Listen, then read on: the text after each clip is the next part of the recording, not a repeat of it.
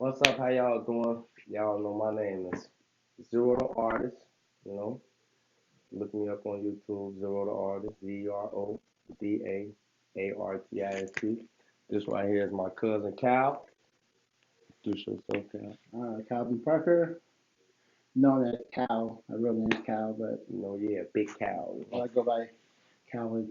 You guys know me by Calvin. So, And yeah, though we gonna talk about my cousin Cal. His lifestyle from when he was a preteen all the way up to the present, right? the All the present, way up to now. a lot of trials and tribulations I went through to get me to where I'm at now. Exactly. It was a roller coaster. But I want people to know that how you can have everything And lose it all. and lose it all, and have nothing and almost could Yeah. die. Now you bounce back and you have what you thought you could never have. So I want hmm you guys to know Basically, about this. yeah, the obstacles, life's obstacles, basically. Yeah. So, how you want to start? What you Um, want to talk about first? let's start when I was to who got me to at least where I got at. hmm Right now, my mom. hmm So I went to Gotta start off with mom.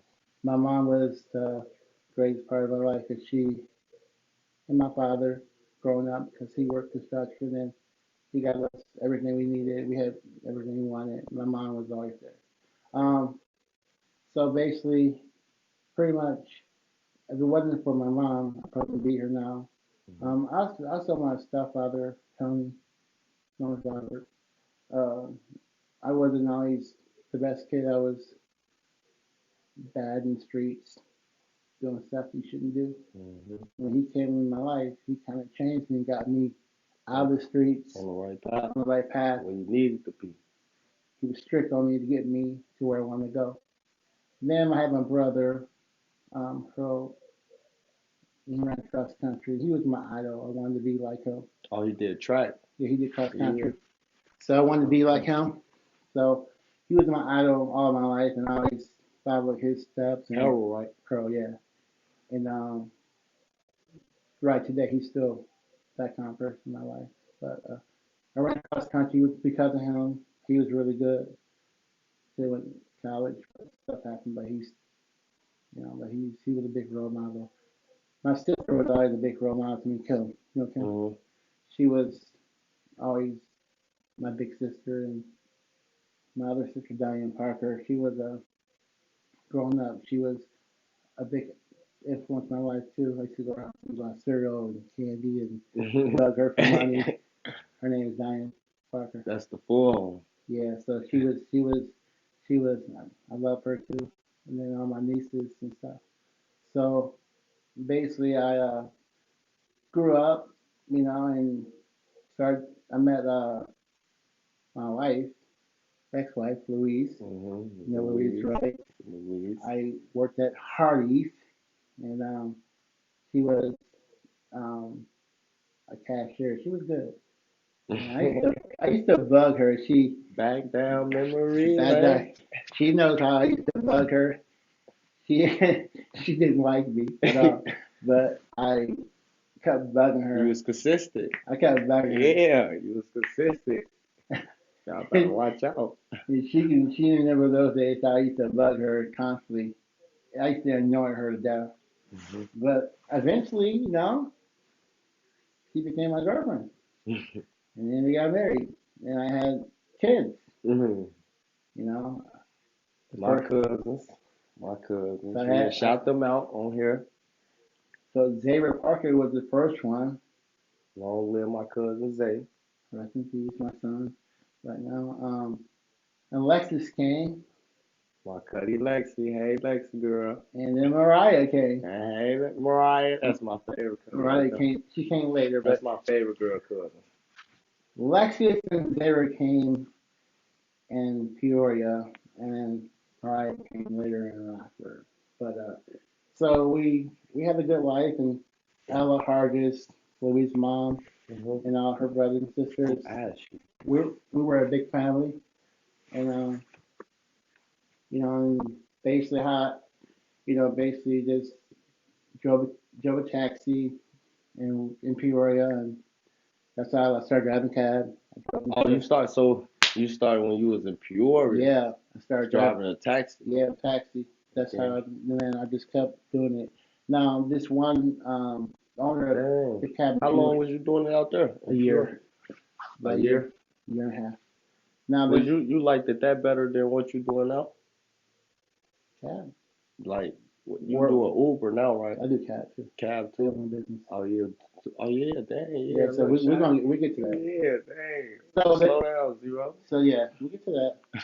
So basically, the owner of the cab company in Peoria told me that I said, well, I'm moving to Rockford to get me a job in the factory. He said, no, you're not, Tom. He said, you're a good taxi person.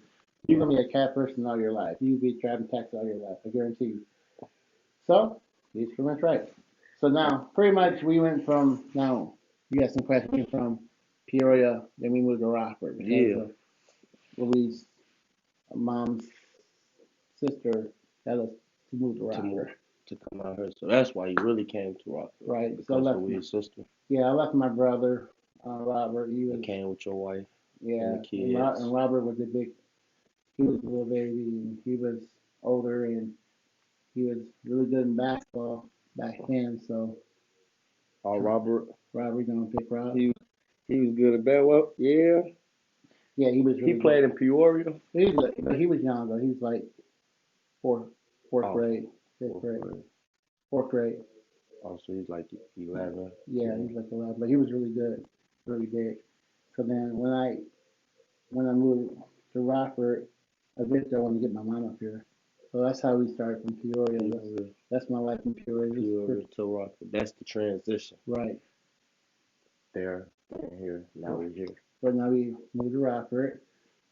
That's when I got my mom to come to Rockford. Hmm. We, me and Louise, we lived in that place. I moved to Rockford first, got the job. I was working factories. At that time, Rockford had a lot of factories. And it was good. They still do. It was good though. I went from job to job, job to job.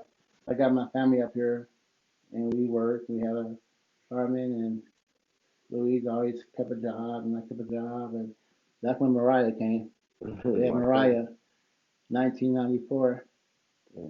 That's when Mariah got born in Rockford.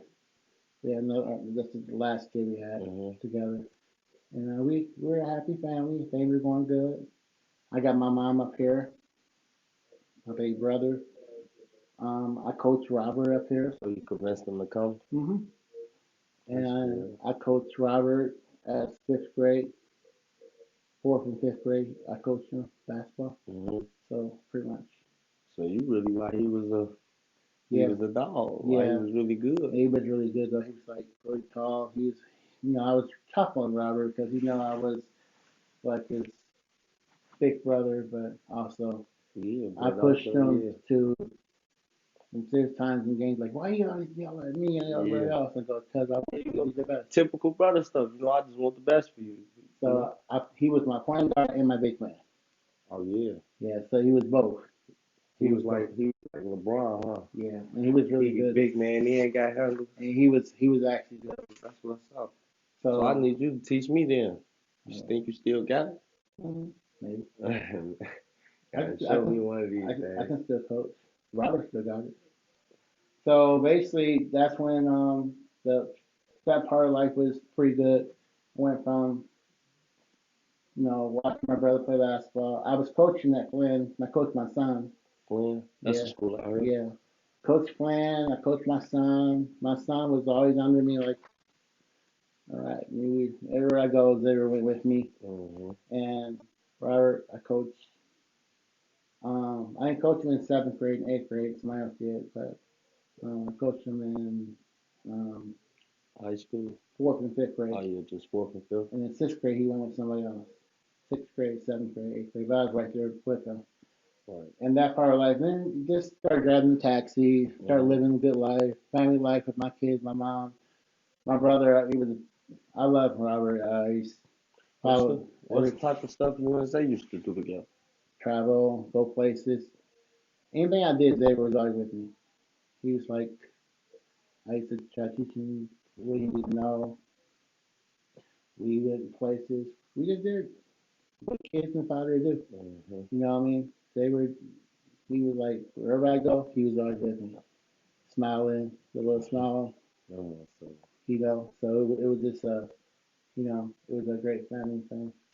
Um, so Robert grew up, started playing basketball for Jefferson High School. Eventually, though, I guess in 2003, when I started driving cab, when things went bad, mhm. taxi company in Rockford. Back when the kids got older, of course, they were Mhm. older, and Mariah, they Wish were. they would have stayed younger. I know, I know. I wish my kids would have stayed younger. You know. So as they got older, um, you know, it just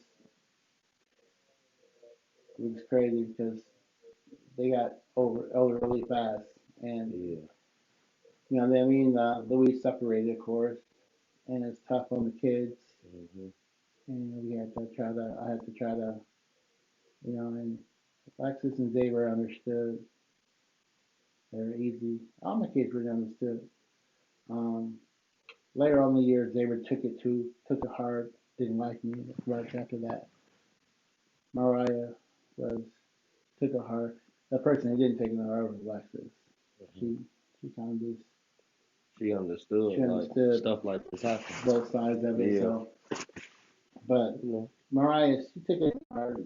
She was close to her mom, and Xavier took it really hard.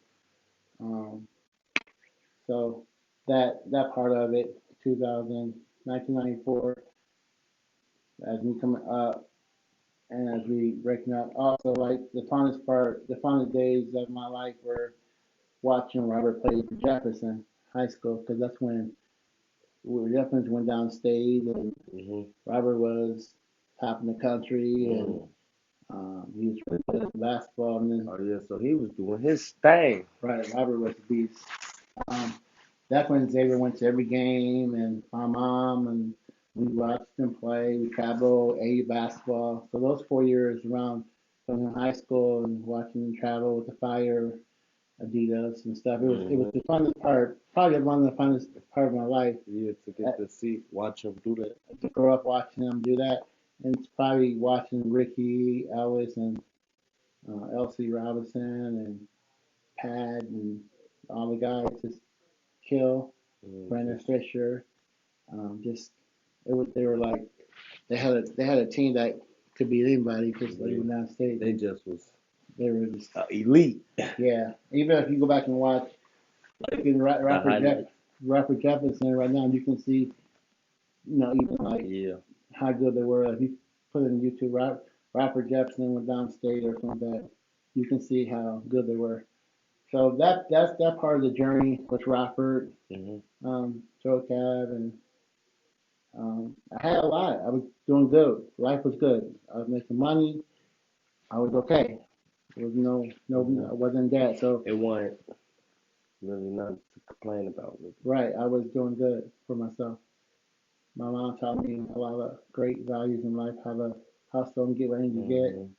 Um, so that part of life, that's the journey from a kid, somewhat to I got So to 12, about 12, 2003. So you figure my son was born in 1992. So 202, 1, 2, 11. So he's like 11, 12 years old. They were still young. But that's that part of the journey. And then I was still doing good. And of course, me and Elise got divorced. That was tough on everybody, but she's a good person. And we mhm. managed to work. And I took care of my kids and gave them Mhm. what they wanted. Another girl named Linda. Kids kind of didn't like her. It was kind of rough patch going on. That's what kind of got the kids separated from me Mhm. and her because there was a lot of stuff They going ain't on. mixed with yeah. You're right. So um, getting to that. So with her for until 2007, probably 4 years. For Um, 4 years. yeah, with her for like 4 years, from 2003 to 2007. Mhm. I love her. You know what I'm saying? Just some stuff that could led into the other bad past. 2000, as you know, in 2008, everything crashed. The Mm-hmm. economy crashed. That's when it got slow. Mm-hmm. Um, In so 2008, so like a year right after you stopped messing with her. pretty much we broke up, of course. Mm-hmm. That's when things went bad. Um, that's when kind of like everything crashed. That's when I made a lot of bad Bad mistakes decisions to put me in and worse predict. to them predicaments to where I'm Yeah. going to tell you now. This is the dark side of my life. This is the side that you can have all I had, everything was going good Yeah. until now. Mm-hmm. I'm going to tell you now. So, as, because of my bad decisions I made, and I fought myself, um, led to this path. So, in 2008, I was driving taxi course in Chicago. 2003, I was driving for All Wow. Star Cat. Chicago in Chicago. Yeah, and then Brian was the one that hired me. So it was going good, real good, because Brian All Star Cat gave me a chance and hired me. The funny thing about the All Star for the 4 years until I get to '07 is when I used to go out, I didn't know nothing about the area. Mm-hmm. So like Brian was the owner and dispatcher of the company. Right. I could go out there and get lost. I Right. didn't know shit about the area. So they'd be like, I would Do you remember call. what area you was working in? No, I just would just pick up people, and I would make them. I Like would you just. like do you remember now like where Oh you yeah, I was know now. But where was you? Schaumburg, Itasca, Carroll Streams, everywhere. I know now, but back then I used to drive him crazy. He was like, "Oh my God, I need to go home and have a drink after this." Oh my God, That you was doing on that crazy? you're crazy, man. Oh my God, Calvin. At least he Ah. was cool though because Yeah, he was cool. He he was was so cool. cool. So I used to call the police. This is funny. I used to call the police, and I would fake my voice and be like, because I called the police and asked them how to get to every house. So they got tired of me calling. Okay, so I had to fake my voice like, "Hello, this is John. I'm calling for help. Hello, hello, hello, hello, hello." I mean, every cop I answered the phone, and then the one lady said, like, "That's funny." You feel like this is Sean, I need help. So one lady said, "You know what?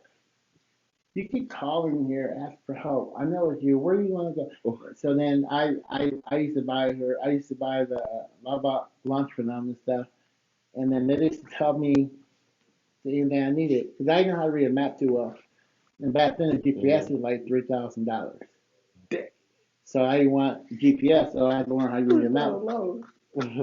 Yeah, it just came out, so I didn't do that. So $3,000 on GPS just to get to it. so they didn't really have the phone stuff wasn't really like that. Yeah, It was of course. so it was like you had to read a map, and I didn't know how to read a map too well. So so those 4 years was working with Brian. I made a lot of money. Hmm. It got me to I was doing well for myself, like really well. So you would never thought that this had happened to me 4 years later from having all Having this all this going on, into and then now. So in the 2000, drop of a penny. so 2008, I met some people, some friends. Um, in 2008, that's when all my bad decisions happened, where I lost a lot with the economy crash, and everybody knows 2008 how bad it got. The economy got really bad. Hmm. People lost their jobs. Hmm. It was really bad. So I had to, with all my bad decisions, it led me to my mom was living someplace, and she had to go live in Peoria. This is what my kids don't know about what happened. Well, they gonna know now. They don't know now. Listen. This is really deep. So after I left my mom, I took my car. I moved to back to Rockford, and I was in a garage, storage garage, a little garage in my house, and I lived in my car. Mm. Lived in my car, and it was winter time, so it was cold. I had like 8, 9 blankets, and I didn't have no money. I was depressed about losing Linda, you know, lost that, Hmm. lost everything, no money. I went in depression. and I didn't have nothing. I had no money to eat. Had nothing. I was had 9 blankets. I just had my Bible. And you just I praying was and praying to just God, get me saved. There's days where I would have I eat once a day. Now this is for me having everything to nothing to nothing. but I'm a talking car. about nothing, like nothing else. I no, I didn't call my family to tell them what was up. I called my mom, I talked to my mom, but she never knew I was living in the car. What? Um, so there's times I had to. I never went on the street to beg for money. I never asked people for nothing. Um, I'm not gonna put no names out there when people. Mm-hmm. This is well that's coming up later. But so basically, by me living in the car was really bad because there's times where I this is where I think God is good and God is great, and you guys gotta realize that I'm telling you the truth about this. Yeah, So we I was here. going to walking down Central by McDonald's, and people know in Rockford Central Street going to McDonald's down the road. I was really hungry and I ate all day. I was starving, and I looked on the ground as I was walking. There's a $20 bill balls on the ground, and I had to eat. That's the first time I had to eat all day. It was like 8 o'clock at night, right before the sun get dark, Mm-hmm. and I found $20, and that $20 was like $2,000 because it Eat got me that. some Hey, get food. here. I was only eating. I would buy like burgers when I had money, $5, $10. I hustle. I found something. Somebody gave me something. My mom gave me some money. I friends send me some money sometimes. I used to buy like a lot of burgers and food and keep in the car and eat that. But nobody would help me. I didn't ask for nothing from nobody. But this is when I almost died. It was cold outside, one cold night, and a person told me I shouldn't be outside in the car. I said no. I had a light program where the light stays on. Mm-hmm. That means something's wrong. The light's off. I'm okay. Mm-hmm. It was probably the coldest night in Rockford. They said that you should be in the house, not outside in the Outside. car. I did not go in the house. I stayed in the car and almost died that night. After 30, Almost, yeah, almost died. Could die. you So went that, to the hospital. yeah, could die. Could die. So that was the point where, at that point, then I went to go live with my out with my sister in Louisville. Kentucky. hmm Um, Things didn't work out because she's having a hard time with her life and with her situation, and don't blame her for. Yeah, you can't fault Can't, I nobody can't fault her for that, for her for but the hand she was dealt. that was what I was.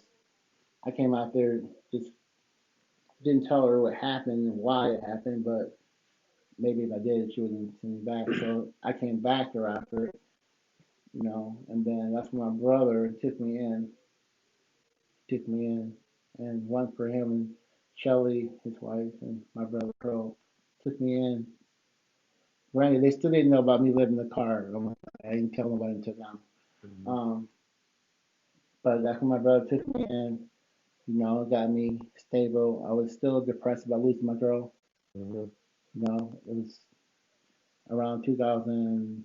It was like this was like January of 2009. Okay, so all this happened around January. Lived with my brother. He took me, gave me money, $40 one week and 20 the next week. I came back to Rockford, seeing my kids Mm-hmm. for like 8 hours while Mm-hmm. he's working. I would go out back in the car and go back home with him. Mm-hmm. They fed me. They did everything for me. Got me back on my feet. I didn't. I was just my self-esteem was really just gone. But they gave me courage. They gave me the strength to I can find myself again, and they're patient with me. Mm-hmm. Patience is a Um, virtue. there's not gonna say no names, but there is somebody they wouldn't give me no food when I wanted to eat. Back when I lived with my brother, I was hungry. still didn't have much money, but my brother gave me what he could. I don't fault that person for being mean. There Mm-hmm. were a couple of people who were mean. Um, there were two people that gave me food and didn't care. Uh, I would think that they probably know who that was. Rest in peace with my son and my daughter, Alexis, made sure I had something to eat. So they were at that time still didn't have nothing. I just had what my brother gave me. So it's Mm-hmm. like that's me having Having all this stuff and then to coming to have nothing, have nothing. No, just out the blink of an eye. I wasn't homeless because my brother Mm-hmm. and my mom. I talk to my mom every day. She's my best friend, and So then this is how God works. God works in Mysterious ways. mysterious ways. So I wanted